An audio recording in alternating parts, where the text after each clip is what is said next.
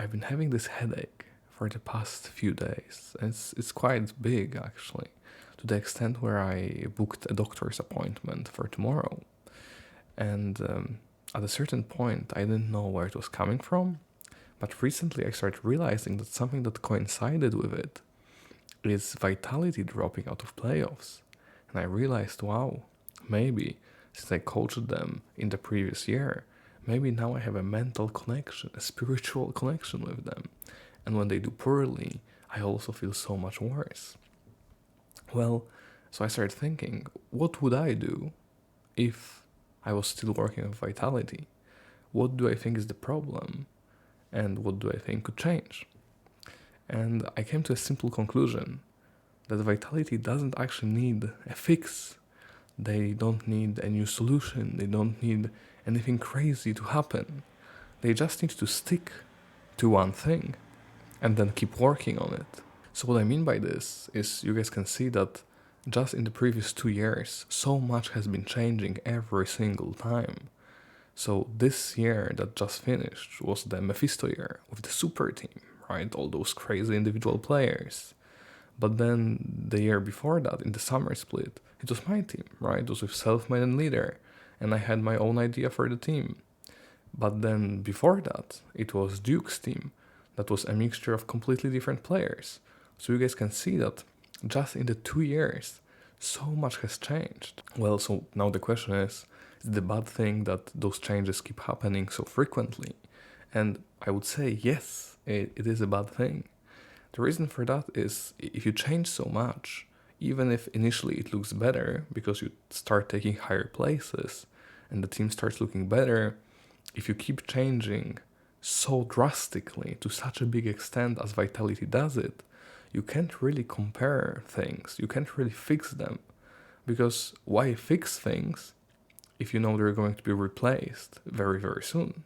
So we can look at another example of how teams that stayed together, or at least didn't make as many changes, prosper and actually do very, very well. So Mad Lions are a great example of that, because they keep the same core of the players. Initially when they joined, they had Karzi and Kaiser and Humanoid in bot side, and they just replaced top and jungle. When they replaced them, they won LEC both times. And then Humanoid left, they experimented with Reeker, it didn't work out, but they knew what they needed. So they instantly went for a different player after testing Reeker out properly and took Niski, and now they're successful, very, very successful again. So now the point is like, how do they do it? Well, I would argue there's a million reasons, obviously, but I would say one of the main ones is a consistency. If you have the same team and you just keep making small changes, you can test it. You can see how it works. Because previously it worked like that. Now that we have a different mid laner, there's only one difference. So now we can check how does the mid laner work. Do we like it? Do we not?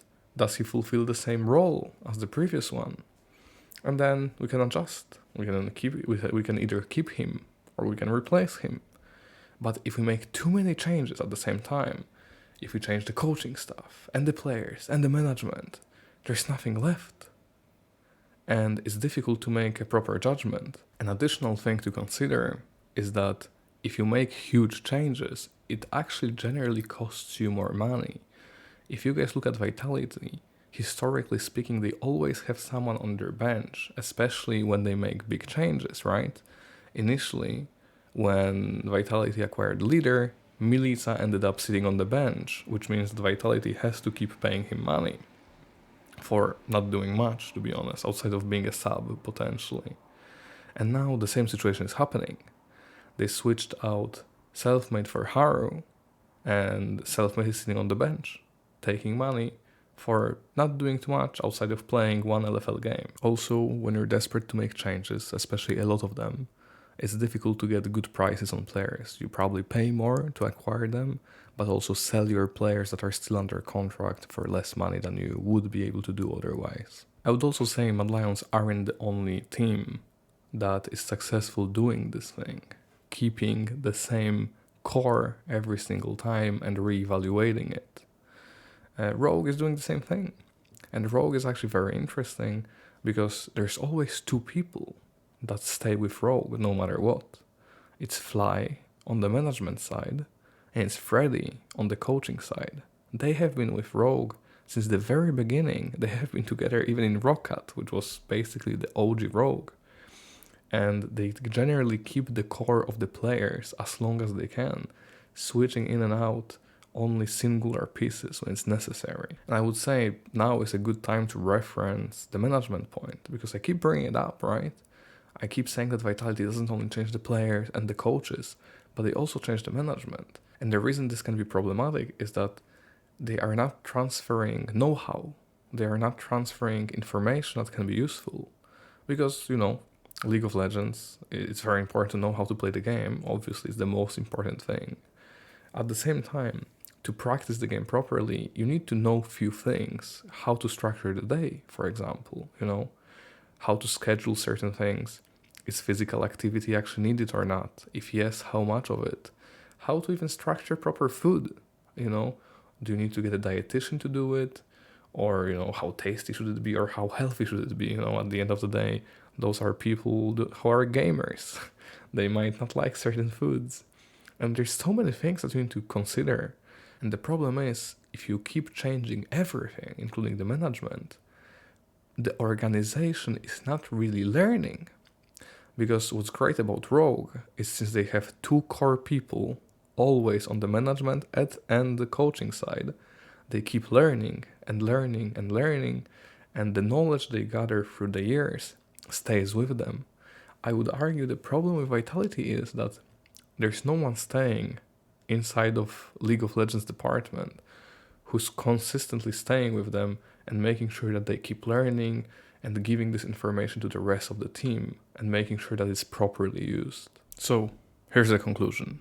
Here's the solution, potentially. Not a new one, but one you guys already have. First of all, you need to find someone who will stick with you guys, who will stick with Vitality, potentially and hopefully both in management, one person in management, and one person in the coaching side. This way, no matter how badly the split goes, at least you guys learn something and it stays with you, right? You keep improving, no matter what, no matter how bad the split is. You keep leveling up, and make sure those people stay, so you don't lose the XP and you don't drop in levels. And then, since you have an idea for the team, make sure you stick to it. Find one person or one idea you guys like and stick to it. You potentially have the idea now. Like, you guys have something that can work. The players are so good and have been so good for so many years that you guys really should be able to figure something out. You already made one small adjustment with Haru. It didn't really work as well as you guys wanted to, but that's the idea. Experiment more, but don't change too much. Maybe another small change, something really small, might make a huge difference, just like it made in Mad Lions this year. Be creative, but don't go too hard on it. Make sure you stay consistent.